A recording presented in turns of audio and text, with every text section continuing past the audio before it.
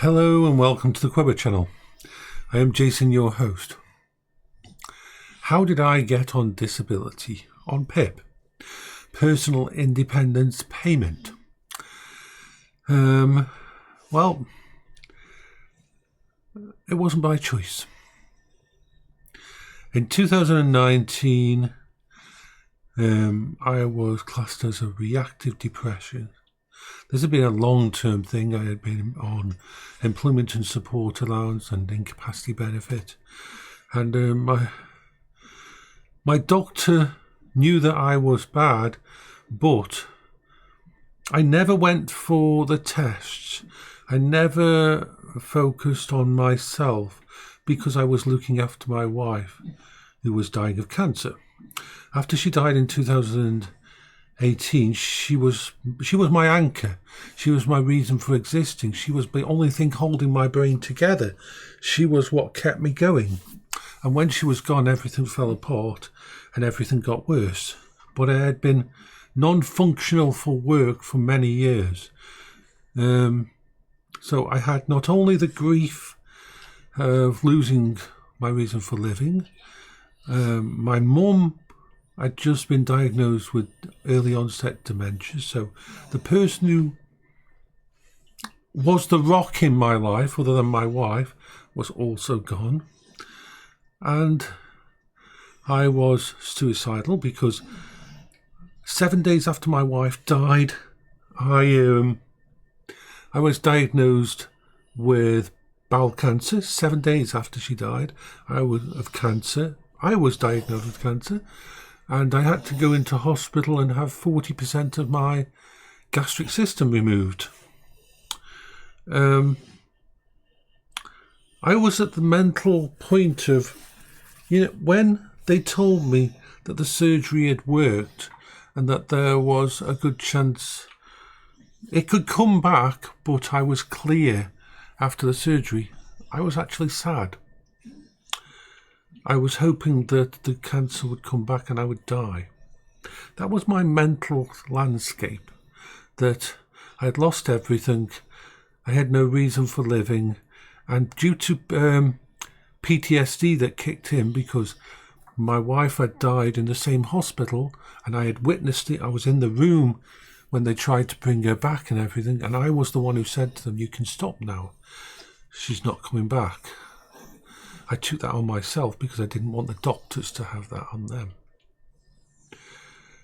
So I started, after my surgery, they gave me a medication to deal with the pain because they tried to do a keyhole surgery, but it didn't work. So my blood pressure went massively through the roof during the start of the surgery. So they had to change my orientation and do a cut all the way down from here, all the way down to my navel, and it was a 6-hour surgery. And I had a massive wound, and they put me on a medication for it, and I reacted badly to the medication.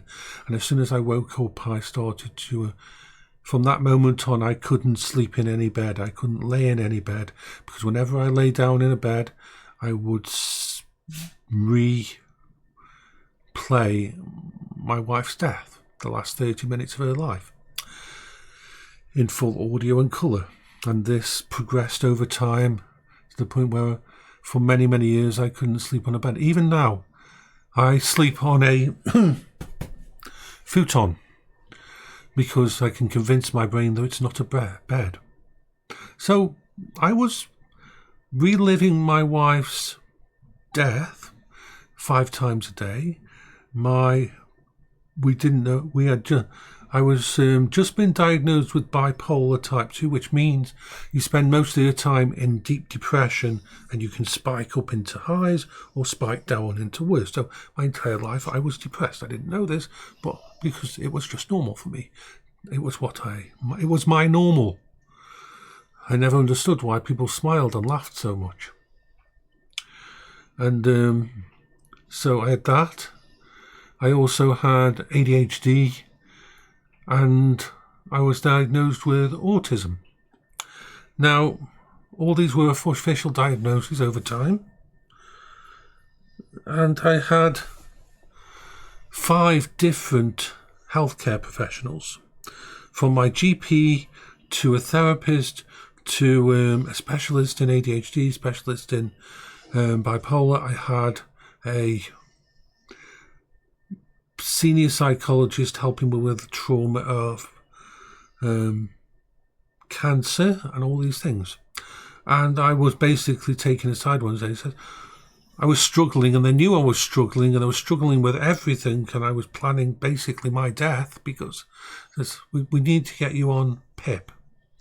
And that was I think it was my doctor who said to it, says, okay, it's going to be, so they provided proof, he wrote letters, I filled in all the forms, and I sent off all the forms. Now, at this point in time, about a week later, I started to get calls from a few different places. First was Douglas McMillan, the place that helps cancer people.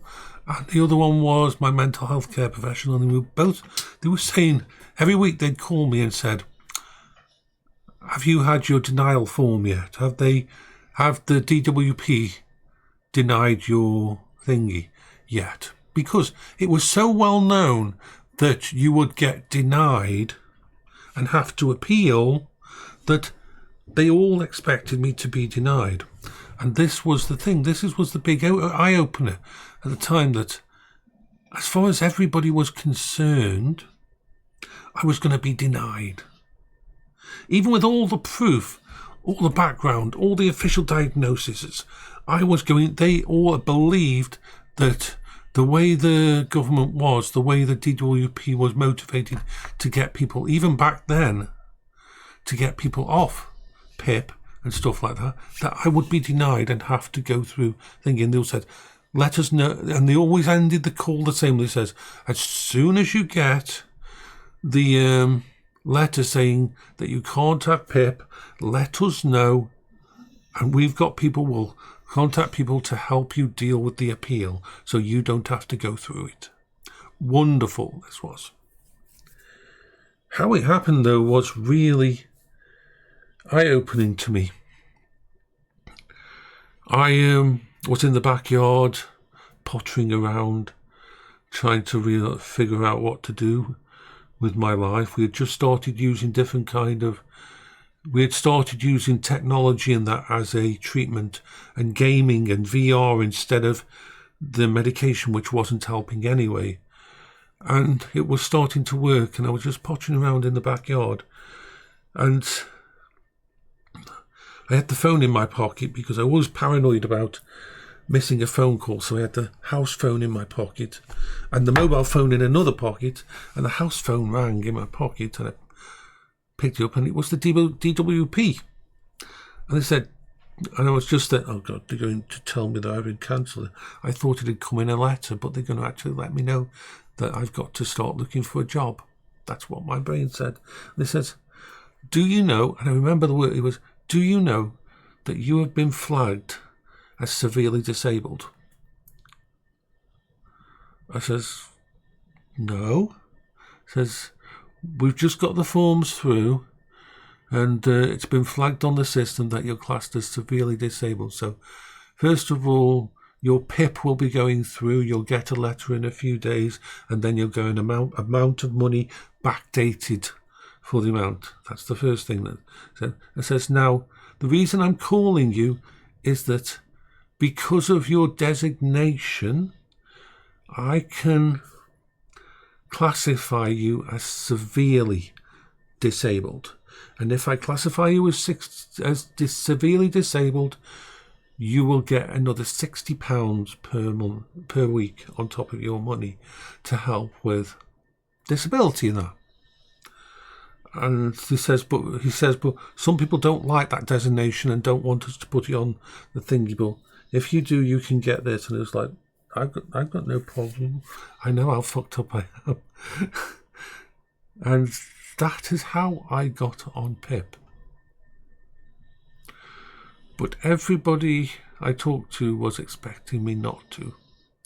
Because getting on PIP when your problems are... You have to be really fucked up for it to go through. So that's how I got on PIP. So this is Jason for the Quebber channel. I just wanted to point this out to people that think it's easy to get on PIP, to think it's thingy. I had 5 healthcare professionals all backing me at the time to put down all this stuff about me.